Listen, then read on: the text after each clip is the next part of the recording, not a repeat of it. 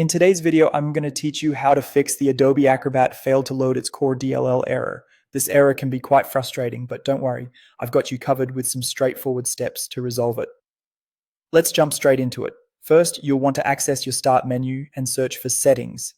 Once you have the Settings window open, on the left-hand side, look for the Apps section and select it. You'll see an option called Installed Apps.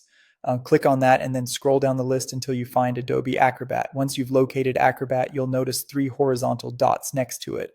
Click on these dots, which will open a small menu where you'll want to select Modify. When you click on Modify, a new window will pop up. Simply press Next and then choose Repair, followed by another Next. Proceed by pressing the Update button, which will initiate a quick scan to check for any issues with your files. This process will validate your files and folders, and it might take a few moments.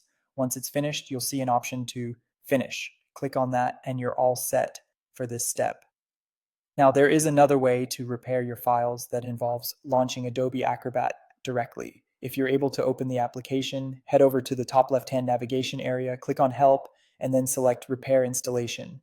A dialog box might come up asking for confirmation. Just go ahead and click Yes. This will give the program another avenue to repair its files. This option, however, is only available if you can start up Acrobat at all.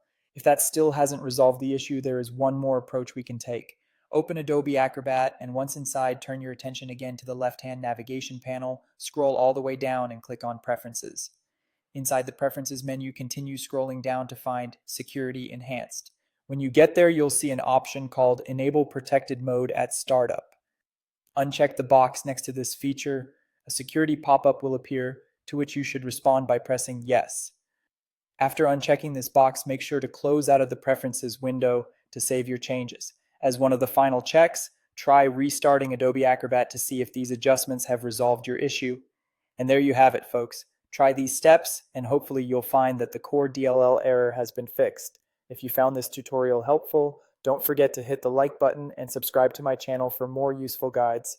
Thanks for watching, and I hope you have a wonderful day.